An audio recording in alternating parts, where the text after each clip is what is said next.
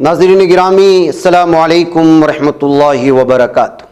سیدھی بات کے خصوصی بات میں آپ لوگوں کا استقبال ہے۔ ناظرین گرامی، جیسا کہ میں نے آپ لوگوں کے سامنے اس بات کا اظہار کیا تھا کہ کولار میں بڑے پیمانے پر وقف ترمیمی بل کو لے کر کے احتجاج درج کیا گیا ہے۔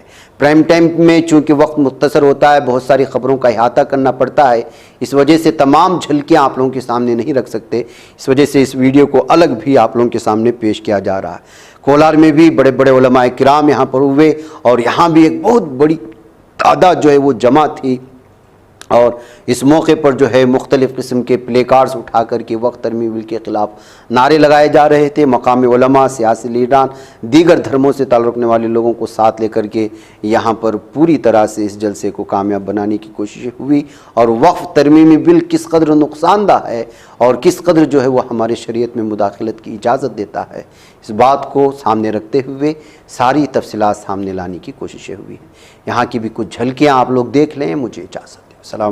جب انگریز اس زمین پر قدم رکھا ہے نا، 101 سال تک ہم نے ان انگریزوں سے لڑا ہے، کوئی اور نہیں تھا، لڑنے والے مسلمان تھے، لڑنے والے علماء تھے، لڑنے والے مسلمان تھے۔ میں آپ کو تاریخ بتا دینا چاہتا ہوں، یہ جو ملک آج گلستان بنا ہے، جس کو علامہ اقبال نے کہا سارے جہاں سے اچھا ہندوستان ہمارا، جو کہا تھا نا حضرت علامہ اقبال صاحب رحمۃ اللہ تعالی علیہ نے، اس ملک کو جو ہم نے سایا ہے نا، 2 لاکھ مسلمان شہید ہوئے تھے۔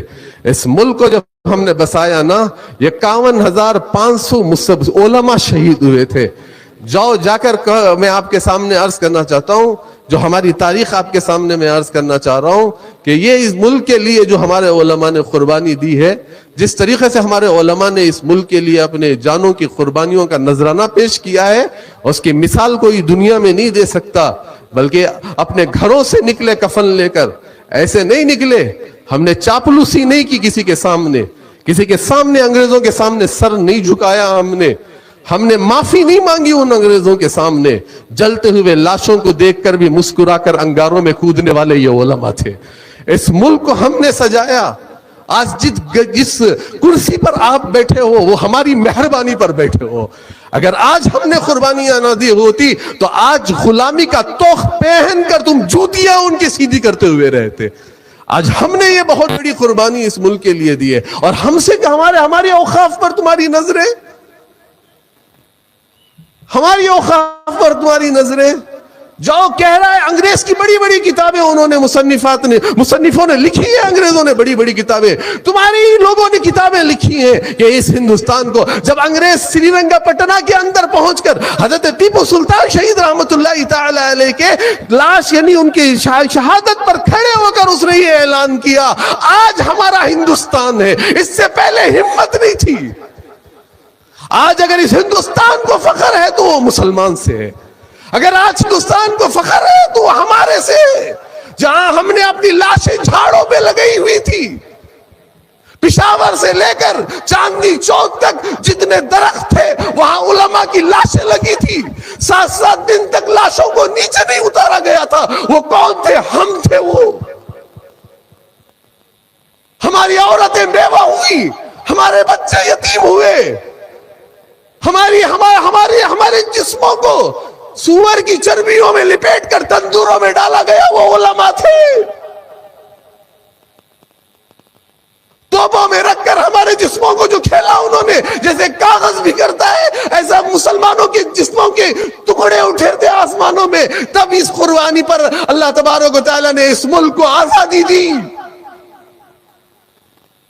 اور آج ہمارا حق چھیننے آپ آئے ہو۔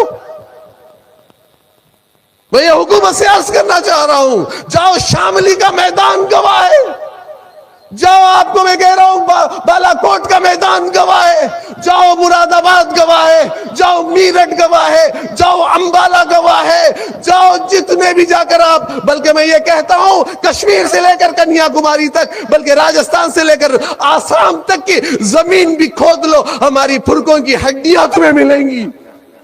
فرمائی اس طرح کے وقت کے قانون لا کر نیا جو ترمیمی قانون آپ جانتے ہیں، میں بھی جانتا ہوں، آپ نے بھی اخبار کے ذریعے، ٹیلی ویژن کے ذریعے، مختلف چینلوں کے ذریعے آپ نے اس قانون کی خرابیوں کو جان لیا۔ مسلم پرسنل لا بورڈ کے ہمارے ذمہ دار، ہمارے اکابر، ہمارے سرپرست، ہمارے علماء، ہمارے قائدین، ہمارے دانشوران، ان کی دن رات کی محنت ہے۔ آدھی صدی کا عرصہ اس کو قائم ہوئے گزر گیا۔ ان بزرگوں نے، ان اکابرین نے جب بھی امت کو آواز دی، امت روڈ پہ اتر آئی، سڑکوں پر اتر آئی، چوراہوں کو جام کیا اور حکومت وقت کو پیغام دیا کہ مسلمان اس ملک میں سب کچھ برداشت کر سکتا ہے، سب کچھ برداشت کر سکتا ہے، سب کچھ برداشت کر سکتا ہے۔ رسول اللہ کی شریعت میں دخل اندازی و مداخلت ہرگز برداشت نہیں کر سکتا۔ قوم کی کامیابی کا ضامن کیا ہے؟ اتحاد ہے اور اتفاق ہے۔ جو انسان جتنا زیادہ مشہور ہوتا ہے اس سے لوگ اتنے ہی زیادہ جڑے رہتے ہیں اور اس سے اتنے ہی زیادہ لوگوں کے فائدے بھی ہوتے ہیں۔ کوئی اور قوم ہو کہ اگر ان میں اختلافات ہو جائے تو اس سے صرف اور صرف اسی کا نقصان ہو سکتا ہے، ذاتی نقصان ہو سکتا ہے، دوسرا نقصان نہیں ہو سکتا۔ لیکن اگر یہ مسلم قوم ایک ایسا قوم ہے کہ اگر اس میں اختلافات ہو جائے تو صرف اور صرف اس کا ذاتی نقصان نہیں، بلکہ اگر ایک انسان سے اختلافات ہو جائے تو اسے قوم و ملت کا نقصان اور خسارہ ہوتا ہے۔ خود اللہ کے نبی جناب محمد رسول اللہ صلی اللہ علیہ وسلم نے مسجد نبوی کے لیے زمین خرید کر کے وقف کیا تھا اور پھر یہ سلسلہ آگے بڑھا ہے۔ صحابہ کرام میں سے بہت ساروں کے بارے میں تاریخ کے اندر موجود ہے، سیرت کی کتابوں میں موجود ہے کہ انہوں نے وقف کیا ہے۔